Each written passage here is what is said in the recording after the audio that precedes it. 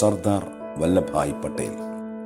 Indian സ്വാതന്ത്ര്യ സമരത്തിൽ നെഹ്റുവിനെ പോലെ തന്നെ ഗാന്ധിജിയോടൊപ്പം തോളോട് തോൾ ചേർന്ന് പ്രവർത്തിച്ച ജനങ്ങളുടെ പ്രിയപ്പെട്ട സർദാർ വല്ലഭായ് പട്ടേലിനെ കുറിച്ചാണ് ഇന്നത്തെ വാക്കുകളും വസ്തുതകളും നിങ്ങളോട് സംസാരിക്കുന്നത്. 1947 സ്വാതന്ത്ര്യം നേടിയ ഇന്ത്യ പരമാധികാരം നേടി ഒരു സ്വതന്ത്ര റിപ്പബ്ലിക്കായി പ്രവർത്തിക്കാൻ തുടങ്ങിയപ്പോൾ അനേകം വരുന്ന നാട്ടുരാജ്യങ്ങളെ പല സംസ്ഥാനങ്ങളായി റിപ്പബ്ലിക് ഘടന ഉണ്ടാക്കാനായി അഹോരാത്രം പ്രയത്നിച്ചവരിൽ പ്രധാനിയായിരുന്നു ഇന്ത്യൻ ഉരുക്കുമനുഷ്യൻ എന്നറിയപ്പെടുന്ന സർദാർ വല്ലഭായ് പട്ടേൽ. 1875 ഒക്ടോബർ 31 ഗുജറാത്തിൽ ഒരു ഗ്രാമത്തിൽ ജനിച്ചു വളർന്ന അദ്ദേഹം ഗുജറാത്തിലെ വിവിധ സ്കൂളുകളിലും കോളേജുകളിലും പഠിച്ച് പ്രാഥമിക വിദ്യാഭ്യാസം നേടിയിരുന്നു. തന്റെ ജീവിത മാർഗമെന്നോണം ഒരു വക്കീൽ കുപ്പായം അണിഞ്ഞ അദ്ദേഹം അക്കാലത്തെ ബ്രിട്ടീഷ് നിയമങ്ങളെ കാറ്റിൽ പറത്തിക്കൊണ്ട് കർഷകരെ ഏകോപിപ്പിച്ച് ഭരണത്തിനെതിരെ നിസ്സഹകരണ പ്രസ്ഥാനത്തിൽ പങ്കെടുത്തു. തുടർന്ന് ഗുജറാത്തിലെ അനിഷേധ്യനായ നേതാവായി.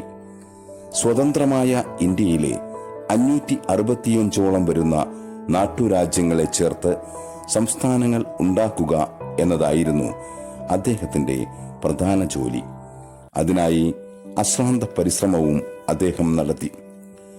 നാട്ടുരാജാക്കൾ ഈ തീരുമാനത്തിനെതിരായിരുന്നു എങ്കിലും സംസ്ഥാനങ്ങൾ ഉണ്ടാക്കുന്നതിൽ സഹകരിച്ചില്ലെങ്കിൽ പട്ടാളത്തെ ഇറക്കേണ്ടി വരും എന്ന് പറഞ്ഞപ്പോൾ അവർ വഴങ്ങി. ഇല്ലെങ്കിൽ ഇന്ന് സംസ്ഥാനങ്ങൾ ഉണ്ടാകുമായിരുന്നില്ല. ആധുനിക സിവിൽ സർവീസ് ഉണ്ടാക്കുക, അതിലും അദ്ദേഹം പങ്കാളിത്തം ചെലുത്തി. തന്റെ മുന്നോട്ടുള്ള പ്രയാണത്തിൽ എന്തൊക്കെ പ്രതിബന്ധങ്ങൾ ഉണ്ടെങ്കിലും ഉറച്ചു തന്നെ മുന്നോട്ടു പോയിരുന്നു അദ്ദേഹം.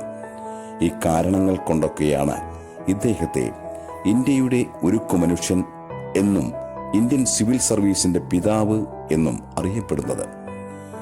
ഒന്നിൽ കൂടുതൽ തവണ മരണവക്രത്തിൽ നിന്ന് തലനാരിഴയ്ക്ക് അദ്ദേഹം രക്ഷപ്പെടുകയുണ്ടായി. ആദ്യം ബ്യൂബോണിക് പ്ലേഗിന്റെ പിടിയിൽ നിന്നും രക്ഷപ്പെട്ടു സർദാർ ഒരിക്കൽ. പിന്നീട് മഹാത്മജി കൊല്ലപ്പെട്ട് 2 മാസം കഴിഞ്ഞ് പട്ടേലിന് ഹൃദയാഘാതം ഉണ്ടായി. മകളുടെയും സെക്രട്ടറിയുടെയും ഡോക്ടർമാരുടെയും സഹായത്താൽ പട്ടേൽ അതിനെയും അതിജീവിച്ചു. പിന്നീട് 1949 അദ്ദേഹം സഞ്ചരിച്ചിരുന്ന വിമാനം നിയന്ത്രണം നഷ്ടപ്പെടുകയും റേഡിയോ തകരാറിലാവുകയും ചെയ്തു. എന്നാൽ പൈലറ്റിന്റെ സാന്നിധ്യം കൊണ്ട് മാത്രം വിമാനം ഡൽഹിയിൽ ഇറക്കി.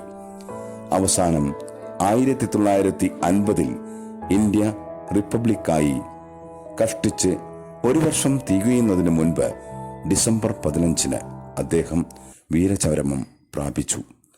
ഇന്ത്യയുടെ ഉരുക്കുമനുഷ്യന് തന്നെയാകട്ടെ വാക്കുകളും വസ്തുതകളുടെയും ഇന്നത്തെ ബിഗ് സല്യൂട്ട്.